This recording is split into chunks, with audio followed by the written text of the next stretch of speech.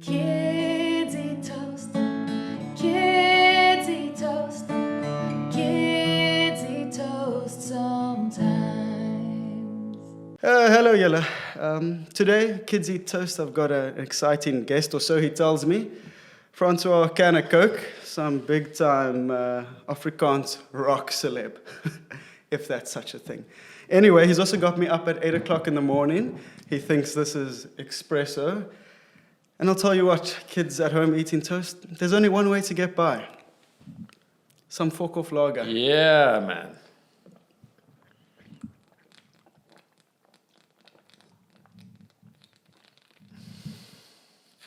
We'll pretend that was everything. Yes. Don't know what tastes better, that or Jack Barrow's Brandewijn. Just joking. That's absolutely delicious. You're crying because it's so good. I'm crying because of the lights. I feel like I'm at a Fokof concert. I'm just like drunk and like stumbling around. But Francois, so great to have you on the show. Cool, man. Nice to be here. I've been called Francois Van Cake, Francois Van Pepsi, That's a goodie. Francois Fanta. Fun. Oh. Took me a while to work that one out. Damn it. That's So the can of Coke thing, I've never heard that one. It's a new one. Original here, okay. Good shit. Yeah, Good shit. okay. I was WhatsApping someone panicking, being like, do you know who Francois Van Coke is? And he's like, yeah. And I'm like, but it auto-corrected to can of Coke. So WhatsApp wrote the joke. Thanks, WhatsApp. Nice one. But before we really get into the nitty-gritty, I need you to teach me a soti here in, I nearly said the address, I was like, get some crazy people coming here. A soti from the suburbs. How to say, fuck off. Fokof, yeah, pretty easy. Okay. The way you spell it, Fokof, fuck off. Fuck off. Fuck off. Fuck off. Fuck off. Fuck off. All of them were right. Fuck off. Fuck off, yeah, that's good. A bit aggressive. Fuck off. That's it. I guess there's a little bit of aggression there, because it is a cuss word, I guess. So you have to put a little bit of aggression in there. Fuck off. Okay. Yeah, the other day I was in traffic on my phone. I was at a red robot on my phone. So I wasn't driving while I was on my phone. I was at a red robot Everyone on my relax. phone. And a woman next to me pulled up next to me and she said, "Get off your phone, get off your phone, get off your phone." I was like, just relax. I'm standing at the red robot, but I can't actually talk to her. Mm-hmm. So I just went, "Fuck off, fuck off, fuck off." And she left you alone. then she drove, yeah. And you could have just said you were trying out a new song. Exactly. Wow. So, okay. Wowee. I feel different about this now. So, yeah. I'm going to ask you a bad question. Oh, Masa, fuck off. I'm like, Francois, I love you. Yeah, but normally I'm quite fun. I just don't like people telling me what to do, you know what I mean? And we'll get into that. That fucking sucks. Exactly. Well, here we are, Francois Van Coke. Francois. Yeah. Am I saying that correctly? Yeah, I think so. Francois. Francois. In Afrikaans, I guess people say Francois. Francois, okay. Francois. But if you tell an American your name is Francois, they've got no idea. So you have to go like Francois. Ah. So, yeah, but in Afrikaans it's Francois. And when you're in France, what do you go with? Francois. Francois. From FOKOFPOLISIEKAR. So lovely to be here. No, that's good. But I've got no French connection whatsoever. I think Francois was obviously just a very popular name in the 80s because there was actually like 4 Francois in the Springbok rugby team at a stage. Okay, the most famous being Pienaar. That's fucking crazy. Francois, I think at one stage it was Francois Lowe, Francois Hougaard, I don't know who else, but a bunch. Mm-hmm. There's too many of us. What I love about Francois Lowe is that he's like a bishop's boy. Yeah. He's like English through and through, just getting dirty at rocks. Yeah. You're a big fan of rugby, which I am. surprised me. Yeah, I am. I was very serious about rugby until music took over. I played, I peaked in standard 5, grade 7. For the youngsters. I played Craven Week, actually in Cape Town, and then I think it was all downhill from there. So, like in standard 6, when I went to high school, I fell in love with music, and I guess that changed Okay, but I mean, changed everything. usually people say, "Oh, I could have been a rugby player," but you know, if you look back on the record books, they played for the 13 Cs and like played for 10 minutes. You played Craven Week. I mean, that's the pinnacle of schoolboy rugby. Dude, it's quite classic. I performed at my primary school's 50th birthday party last year, and they gave me my standard 5 rugby jersey framed. Yeah. It's actually a jersey that was passed on, so like a bunch of people used it before me and after me. Wow. But they kept it and they gave it to me. And before we played the show, my coach from primary school came on stage and he said, "Francois, I know you had to choose between rugby and music, but that was never the case whatsoever." It's like people, I think because I'm a little bit more famous now, people make up that I was better in rugby than I really was. Yeah, and they groomed you to be this rage against the machine, fuck the system sort of. Yeah, that happened at Belleville High. Taught you how to rebel against things. But that's fantastic. Who's your favorite rugby player at the moment? Dude, at the moment, I guess, the whole Springbok team. Exactly. Did you watch what is it called? Chasing the Sun, it was amazing. Yeah. Whoa, goosebumps. You know, you almost felt like drinking again at like, you're just watching, come on! No, I loved production, yeah. Because sometimes you get a bit wary of South African productions. Yeah, but that was really, really good. Super good documentary. Absolutely brilliant. Yeah, that Mapimpi story. There's not a dry eye in the house. Yeah. And I mean, Rassie is just such a phenomenal human being. I met him when I did job shadowing. Oh my God, what a waste of time that is. But I did the head of communications at Saru that is northern suburbs. They've got wonderful offices there. Yeah, I know about that, Yeah, of course, you nearly made it in the rugby game. Fuck. And I mean, he was just... That's debatable. He was just an analyst, but he still had that like air. He was so friendly. And I was like, I'm just like some pipsqueak in my school uniform there. And he was just so kind. And I was like, when I met him at that moment, I almost predicted the future. Because I told him, Rassie, you know what, Rassie? Let me tell you a thing about a thing. In 20 whatever, you're going to win the World Cup with us. He laughed his head off. Now look who's laughing. I mean, elements of that story are debatable and slightly fictitious, but But I'm glad you told him. Otherwise, we didn't know. Nah, Thanks. My mind just... I think I'm undiagnosed, but we won't get into that. Anyway, so growing up in Belleville, what was that like? Because, I mean... Yeah, dude, I think the northern suburbs is like kind of a boring place. I think growing up in Belleville, my dream was just to get away from there. That was like my main mission in life. I actually wrote a song about it recently called Dagdrome in Suburbia. It's like about just how I felt growing up. Like, I want to get out of here. I want to get out of here. I just dreamed of something bigger. Growing up in Belleville, Cape Town is like this mystical place, and we used to take the train on Saturdays, go hang out in Green Market Square, smoke cigarettes, and it was like this. I just wanted to get away, you know what I mean? Yeah. But I stay in Belleville now again. So I moved out of Belleville as soon as I could when I was 19. Moved to Cape Town, and then I got married and moved back to Belleville. That's so crazy. And why is that? Why are you back in Belleville? Dude, I think actually we were staying in town and we couldn't afford a place that was big enough to have a dog. Yes, okay. And then we moved to Belleville to get a property that's big enough to have a dog. Okay. Yeah. Well, that's a lovely reason. Yeah. I mean, dogs, they're fantastic. I love people who come out as dog lovers. They're like, "Hi, I'm Francois Van Coke. I love dogs." Like, I do, dude.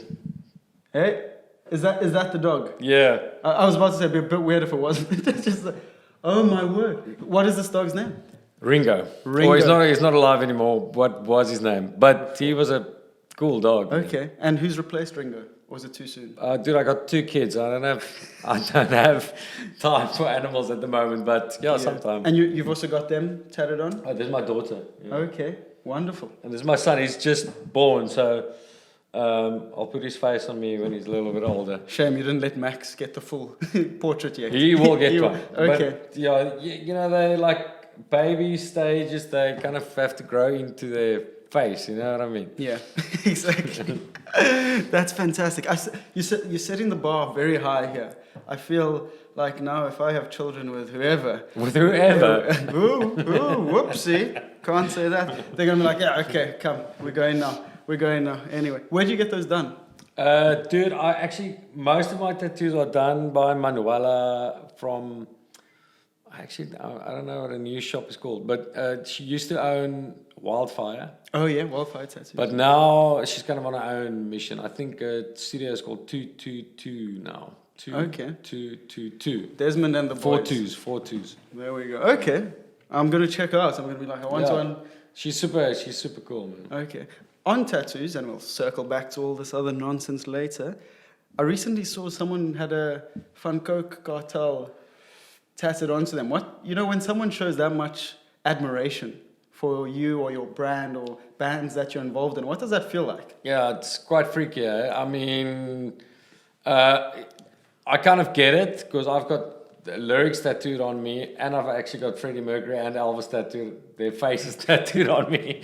So I get it. I understand it. It's just, it's quite daunting if someone puts my lyrics or face onto themselves. Yeah. Because, then you don't want to fuck up. Because otherwise they're stuck with this fucked up guy's face. Exactly. It's like, Michael Jackson. You get Michael Jackson and you're like, oh, he's a pedophile. Exactly, yeah. This pedophile like walking around in your tummy. And you're like, hee. It's just a fuck show. Yeah, then you got to cover it up. So that's it. You don't care about your family. You don't care about your dog. You care about not fucking it up for the people. It's very serious, bro. Don't fuck it up. Don't fuck it up. Maybe that's your next one, next to the fan. Don't fuck it up. That's crazy. Would it surprise you if I showed you something I got done the other day of you? It will surprise me. Yeah, there's nothing. I thought maybe, show some skin for the camera. You didn't even know who I was when I got in here. I didn't expect you to have a tattoo. No, that was just a skit. Of course, my dad saw you outside, and he genuinely means it. Like, he's been the biggest fan. That's why when I sit down with, like, you or Arno, like Springbok Nude Girls, FOKOFPOLISIEKAR, your own solo stuff, we'd be having a braai, or mainly his birthday. It's his birthday today. Happy birthday. Oh, no way, really? Nobody met you, so it's all fine. Oh, okay. It's all fine. Should have said happy birthday. Yeah, feels geluk. And Your Afrikaans not bad, bro. Seven Alarm can only get you so far. But my favorite was Binnenlanders. Again, a topic for another day. Where was I in my mind? Oh, yeah, so we'd be at, we're in the southern suburbs here. It's very English, very white, rah, rah, rah, as it is. And then after a few drinks, all these Afrikaans rock albums, and got all these vinyl ones as well, would start playing. And we were like, what the fuck? My mom's like, that's it. No more drinks for your dad. No more drinks. And FOKOFPOLISIEKAR, there's one album, he touched on it again. I don't think he got the name right. It said Monologue in Stereo, but yeah, that's like an acoustic EP, but it is on, the song he referred to is on that EP, so he's right, yeah. And then, there was this Nime Skultney, something like that. And he's like, because I'm at UCT and I was like, fuck white people at the time. He's like, listen to the words. It's not, and I'm like, calm down. But then I managed to get into Afrikaans music, which is so exciting. And I get quite nervous when I try speaking Afrikaans, but like Dagdrome in Suburbia is an anthem. And I'll be honest, do I understand all the words? No, but it makes me feel something. And that's what I love about the Afrikaans language, very emotive. And it leads me to something that I always find interesting. So you've got a guy like Arno Carstens and the Springbok Nude Girls. They perform in English. But you guys, FOKOFPOLISIEKAR, Van Coke Cartel, Francois Van Coke, it's predominantly Afrikaans. What led you to perform in Afrikaans? Yeah. Dude, obviously we grew up in a time where it was very uncool to be Afrikaans. And I guess that's why nudies sang in English. They're Afrikaans dudes, but they came straight out of apartheid. They kind of started. I think they started in 1994. So the country was changing. I think they were just like fuck this old noise, you know what I mean? But when we came around, it was like 10 years later, and we were influenced by, you know, popular American and British bands. And we also played our style of music in English before FOKOFPOLISIEKAR.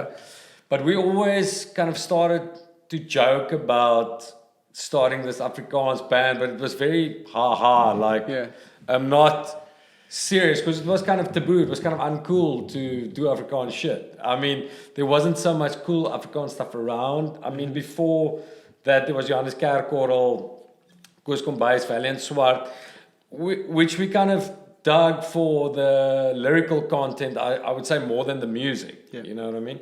And we were always like, we're going to start an Afrikaans band and go play in all the small towns and like pick up chicks or take our own little PA, you know. And then we came up with a name and it became the reality. Then we were like, fuck, we got the name. We got to write songs. And when we started writing those first songs, it was like a revelation. Like you can really express yourself in your mother tongue. Okay, that's fantastic. I love that. But we'll get more into Fokof a bit later. Cool. People who say Polisiekar instead of, like, when they're speaking about the band and don't say Fokof, I worry greatly about them because it's such an expressive moment. But anyway, our drummer always, or he said in an interview once, the Polisiekar is the part of the name that we don't like. So that doesn't really make sense. I love that Polisiekar track. Shut up. Anyway. But before we get into the success and the fame and the women and the drugs, I'm getting excited just sitting here. You were kicked out of a couple of bands starting out. Is this true, or is Wikipedia misleading me? Just, I don't know. Is that on Wikipedia? Yeah, it said you were kicked out of your first band in high school. I was actually. Yeah. Oh, so it's true. I didn't know it's on Wikipedia. I've checked my Wikipedia page. It's like chaos. It says I play in porncore or something like that. Porncore. Yeah, they list like the styles of music that I do, like grindcore, something. Porncore is something like, it's like hardcore where they sing about sexual themes and shit like that. Cheapers. Very well. I don't. Just to clear out for all the English people. I don't. But yeah, so I don't know if everything on that page is true. Okay. But I played in a band in high school. This thing happened. I met Wynand, the bass player and manager, my manager, Fokof's manager and Fokof's bass player. I met him when I went to high school, and he was like the coolest Satanist, scary dude. You know, he was like 2 years older than me. I was like, fuck, this is Wynand Meijer. You know? And when on the first day I met him, I was on my way to a history class, and he grabbed me and he was like, "Vir jou gaan ek poes." That was his first words to me, and so I was like, okay, now I'm gonna stay out of this vibe. And then I met him again at the end of, I think, my standard 7 year. We ended up at the beach party, and he was obviously super cool, jamming his guitar on the dunes. And I started eventually playing some songs with him and singing, and he was like, but you've got quite a cool voice, we must start a band. Started a band that next year, because they had a battle of the bands. It was a good reason to start a band. It was in Belleville Civic Hall. Our band was called Hydrant, and we sucked terribly, and I was probably the biggest cause of it. We did sucking? Yeah. Okay. We did a cover of that, "My friends are so depressed." Do you know that Chili Pepper song? It's from the 90s. Okay. A little bit before your time, I guess. I was exiting the womb then, so.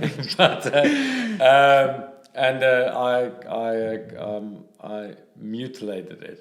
Okay. So I was kicked out of that band. You were the fall guy. Yeah. So they kind of carried on, and I was just left behind. It was like no one said anything to me. They just carried on.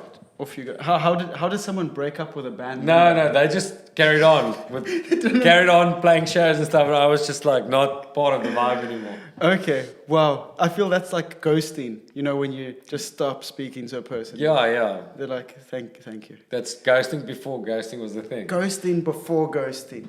I love that. Hey, I know you've been listening to this podcast for over a year and you've never heard an ad break. Well, now there is one, and we're quite excited about it. But first, let's address the elephant in the room. Well, the new room. That's right. I've moved out, and I think it's time you move out too. No more do the dishes, pick up the dog poo, pick up your brother. It's all the same, and it's tiring. It's time to start living your best life. Having said that, living alone is hard. It's challenging. What to cook, who to talk to. Spoiler alert, there's no one to talk to. No one's, hey, squirrel speaking tonight. Crickets.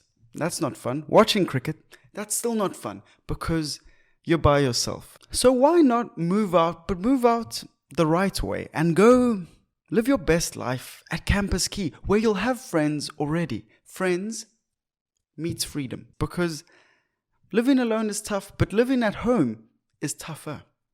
So meet some friends, have your freedom, and start living your best life. I know you probably feel deceived. You thought I was just talking to you, whereas I was actually beginning the ad. And for that I'm sorry, because I love you guys almost as much as you may love CampusKey one day. And it's another thing that I loved reading about is that you in Bellville, come to Bellville and see why. You know, I'd kill myself if I didn't get that off in a public forum. Terrible. I'll You know what the other one is see why till I die. Where's that up? Just below your heart? No, that's like a thing that people say, people from Bellville say. But if you're actually in Bellville still and you're 40, then it's not so funny, you know? Yeah, you can't really say it. See why till I die. But you guys speak about coming together at this biker heavy metal church. Yeah. Now what? Please elaborate, because What happened there? That sounds crazy. Yeah, dude. So when I was in high school, after that band, after Hydrant and everything, there was this massive charismatic Christian revival, I guess. Okay. in Bellville. And there was this church called Focal Point Community Church, something like that they had in one of the primary schools' halls. They held the services there. And there were bands playing in that church. There was like punk metal bands. But they were playing, I mean, for the service. No, they would I think the first time I saw those bands, they actually played at a service. Oh, fuck. It was Prayer and Nailed, they were called. And I think it was a big part of why I wanted to be part of this church, because it was kind of cool, you know, like there was these cool skate punk dudes and punk bands and metal bands, and I was obviously into music, so that kind of drew me in. And then I actually met Hunter from FOKOFPOLISIEKAR through that church, met a bunch of people, but me and Hunter actually became friends there properly.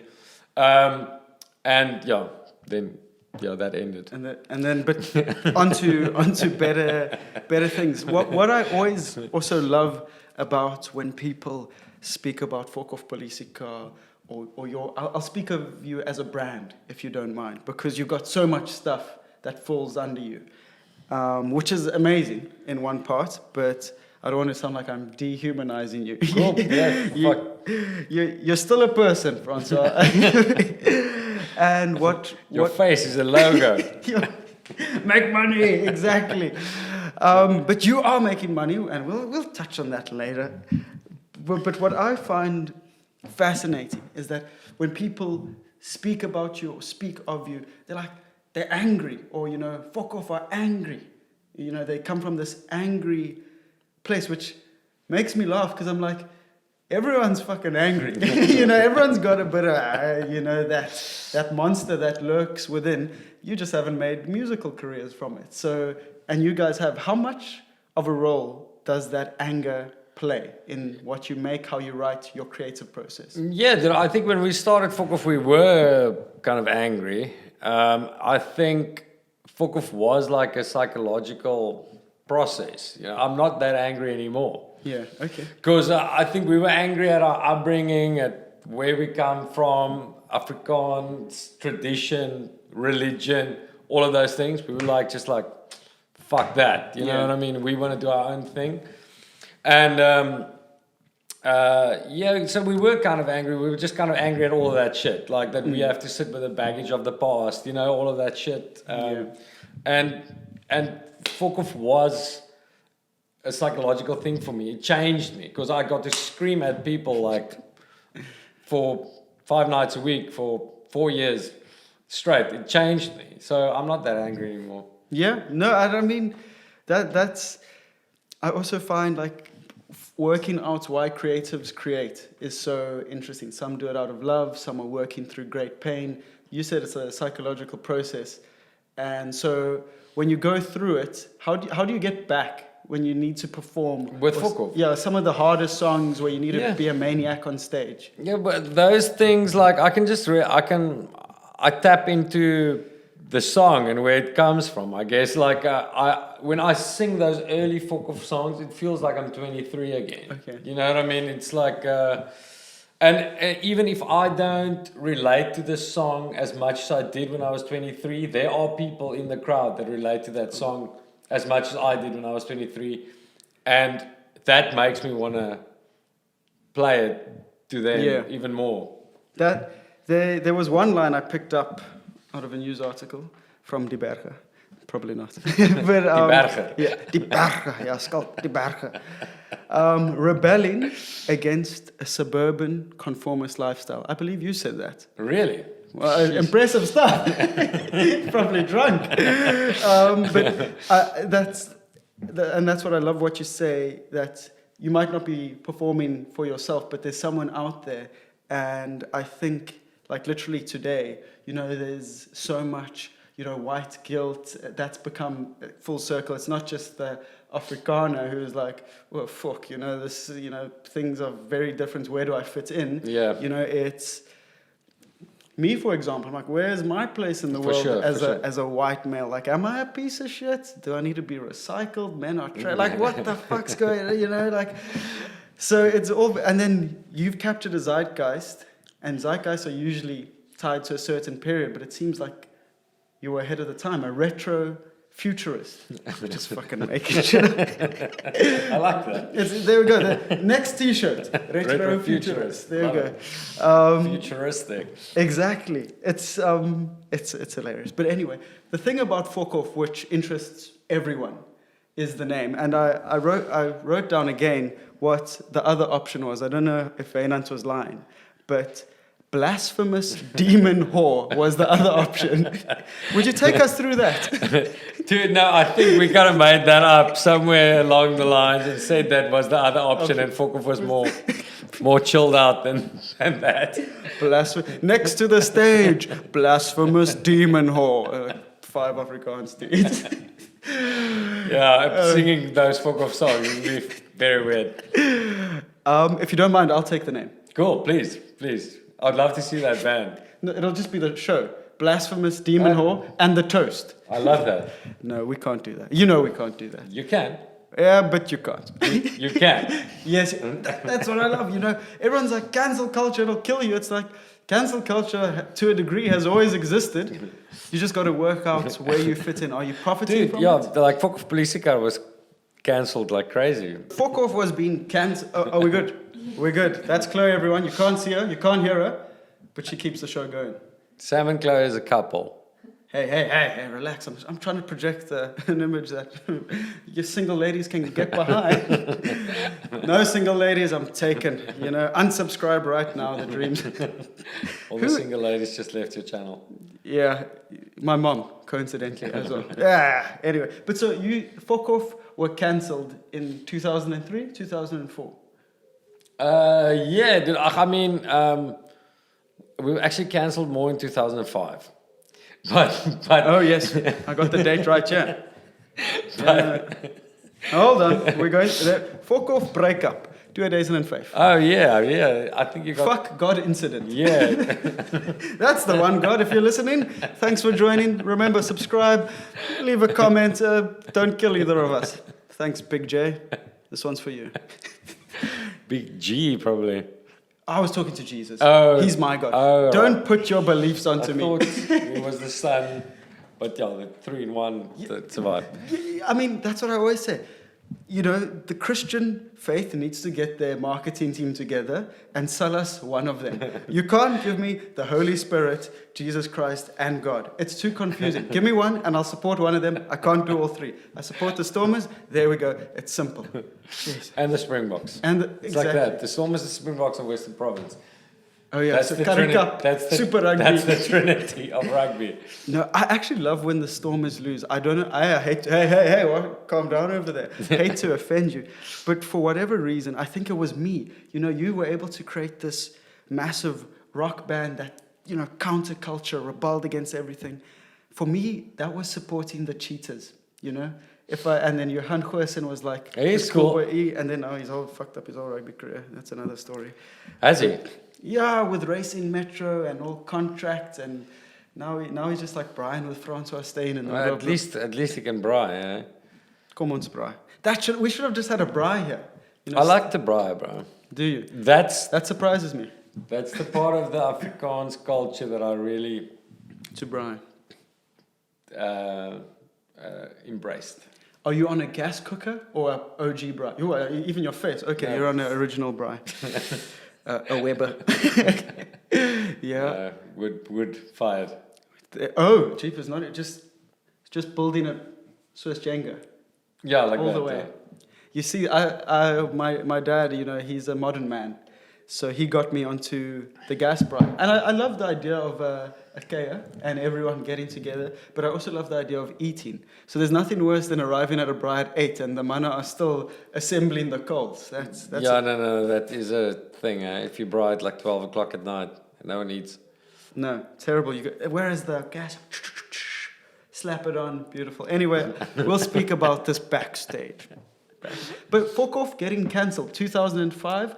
Your bassist writes, Fine, the same one Fucking- that called me or that said he was going to push me. That one. and now he's your business manager. Interesting. He's actually my best mate too. So he's all of those things: my manager, my best mate, and the bassist in Fokof. So what did he write on the wallet? He wrote.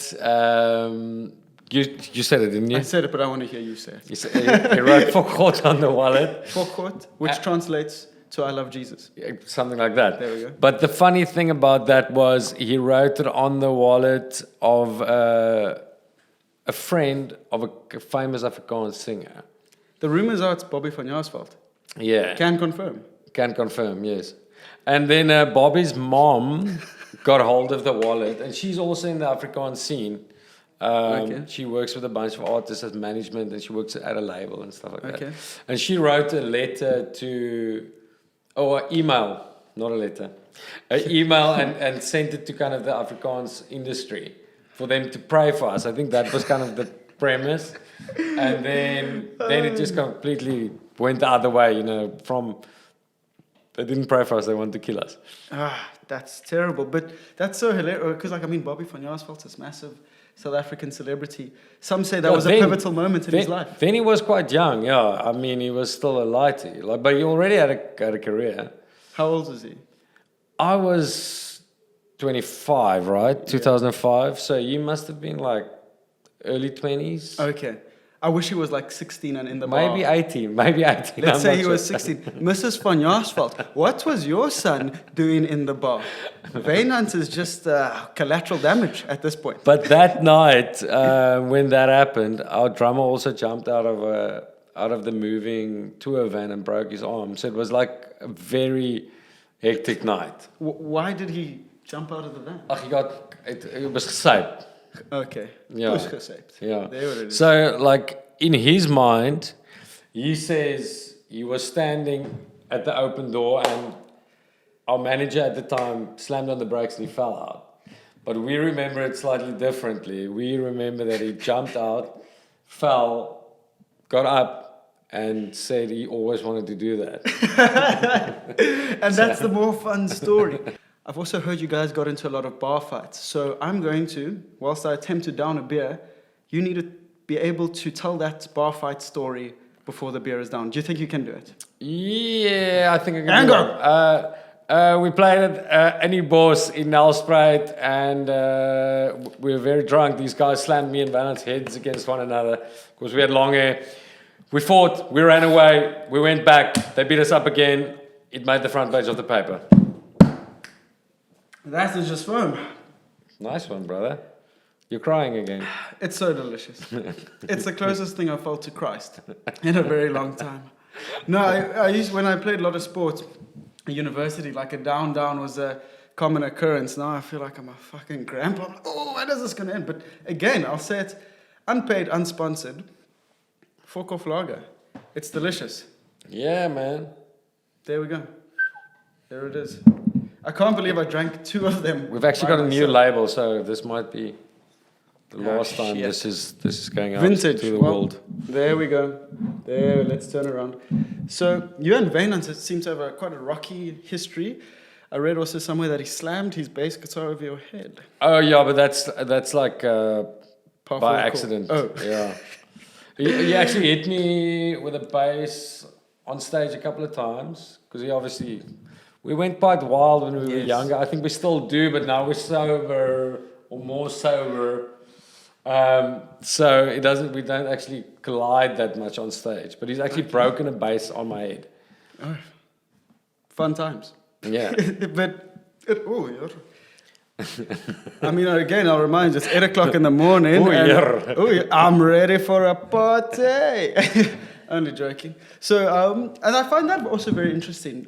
Are you sober-ish? No, I'm sober, bro. It's like it's not something I really promote, but I'm sober. Okay, of course. I mean, it's a weird juxtaposition to have a beer company or a brand and also be sober. But I Yeah. like that. It seems more Yeah, interesting. you know, out of the 5 Fokof members, 2 of us are sober. I guess the 2 that went the hardest in our youth, and the rest, obviously. Yeah. Drink the beer. Drink responsibly, people. You heard it here, straight from Francois. But also drink Fokof. Yeah. I love the tag. Is the tag still the same? Let the spirit of Fokof guide you to your ultimate destiny. Or whatever. Poetic. I like that. I like that a lot. But anyway, we'll dance around it a bit. One thing, again, that fascinates me about Fokof is that Wynand, whoever, from the beginning, you were very goal-orientated, which is not very common with creatives. It doesn't matter if you're an artist, musician, stand-up. You know, you're kind of just like, woo, right? Like, what the fuck is happening here? You know, what is the, you know? But you guys had concise goals. How important do you think it is for creatives in general to set firm goals? Yeah, man. I think like in those early days, Wynand really ran that thing because the rest of us was stoned and drunk all the time. He was as well, but Functional. But yeah, you could actually wake up and get behind his computer sometimes. Yeah. Man. It's so weird at that stage. Laptops wasn't really a thing. So if we go on the road, we'll go without a computer. Don't you think that's weird? That's bizarre, yeah. It's like early 2000s. I mean, that's not so long ago. Yeah, you can. But life was completely different. But yeah, those goals were very important for us to actually do shit. You know, we would come up with ideas while we were stoned, and we would pull through on them because we actually put goals down. You know. No, I love that. We're going to go into a few more rapid-fiery type questions because bro. we're wrapping it up. So, CDs versus streams. Streaming now. You view it as much better.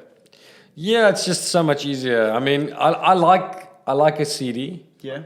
A fresh CD that's not scratched in a car stereo. It's cool because it's a WAV file. It sounds slightly better, I guess, than an MP3.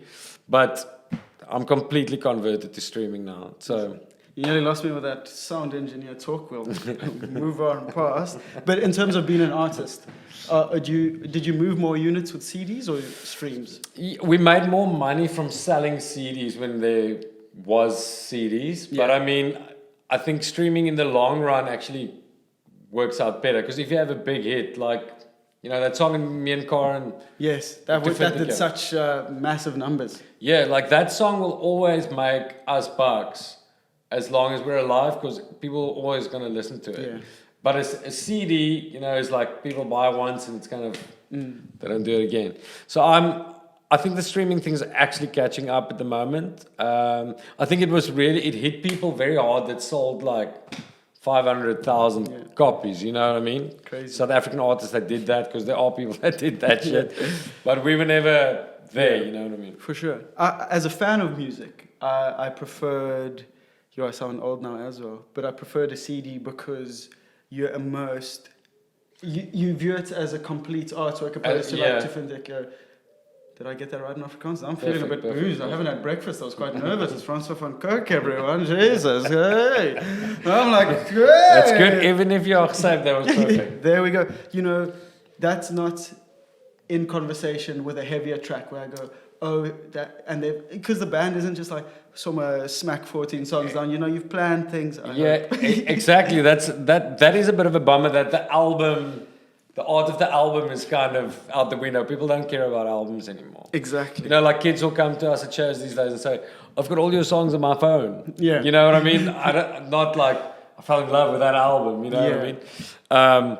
But yeah, I'm also obviously of that age of the album. You know, I love listening to albums. Okay. That's actually true that you said, you know, that Different Go works with these other songs. Yeah. And sometimes people would think, like, what the fuck happened to Francois? Like, he's doing this ballad. Why? But they don't see it, you know, with the rest of the album. Yeah, being very much yourself. Now, if you don't mind me asking, because I think a lot of people are interested. Like, what is someone paid per stream? Fuck all. There we go. That's the answer. You nosy people who sent through these questions. No, it's next to nothing. We were high too. He was just drinking vodka. It's next to nothing, man. It's like, I think you have to get like 1,000 streams to make what you would have made on a sale of a song. So on a sale of a song, you made something like 6 rand. So you have to have 1,000 streams to get it 6 rand. Something like that. Jeepers. Yeah. I'm going to see so you people have to stream the living shit out of it. Actually, just keep your phones streaming all the time. Yeah, if you don't want to see Francois at a traffic light with his guitar, just stream overnight. But I mean, for us, we've realized long ago that the income from recorded music is a kind of a bonus. It's like everything else you build around it, you know. Yeah, and you guys have got this massive brand. And one thing that shocked me, and you've spoken about it at length, so I'm going to make you do it again, is that you basically crowdfunded the 2017 Fokof album. Yeah. Is that correct? Yeah, like I think with Fokof we made a little EP in 2008, Antibiotica. And after that one we said we're going to release a full album in 2009. Then we said we'll do it in 2010. Then 2011, 2012. So it never happened. Yeah. So in that, since 2008 to 2017, we released 2 songs, I think. Okay. That kind of came out by chance. And then Wynand kind of thought of the crowdfunding vibe. Because we just really wanted to release an album that we don't need a label involved or anything like that. And our fans actually paid for it. So we asked for 500,000 and our fans actually gave us more and we made the album that we wanted to make. 20 years ago, if someone had told you that I'm sure you wouldn't have even been able to conceptualize that your fans would pay for you to produce and market an album. Yeah, it's quite crazy. It's insane. And you know, that was enough bucks to actually make the album, make a couple of music videos and put it out the way we want to, completely independent. It was amazing. Francois Van Coke? But saying that I will never crowdfund anything again. Well, there you go. It's just too much of a fucking mission, but it worked. Both sides of the coin, and I'm glad you gave it. It's a massive mission, and a lot of people ask me about crowdfunding after that. But it's really important that you know that there's a demand for what you're doing. Yeah. If you want to crowdfund something and there's no demand, then it makes no sense. Fuck all money. Exactly. Yeah. Francois Van Coke, I was trying to do my sign-off and then you kept talking. Disrespectful. Such a pleasure to sit down and chat to you. Thank you very much for coming on. Nice to meet you, man. Wonderful. Love you. You know, Mark Lutheran was trying to make me gay. I think I'm officially gay, right? Let's just say thank you. Yeah, love you. Okay. I love you too, Francois. Oh, shit ass.